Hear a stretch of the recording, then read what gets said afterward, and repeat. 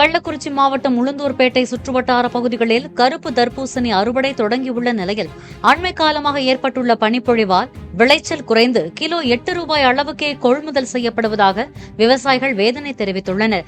ஏக்கருக்கு ₹1,00,000 வரை செலவழித்துள்ளதாக கூறும் விவசாயிகள் உரிய நிவாரணம் வழங்குமாறு வேண்டுகோள் விடுத்துள்ளனர்.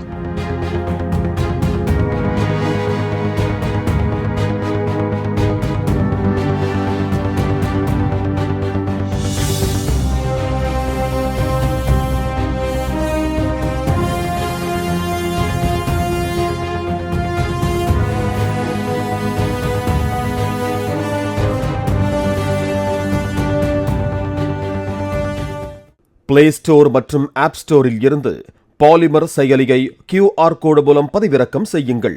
செய்திகளை உடனுக்குடன் பெறுங்கள்.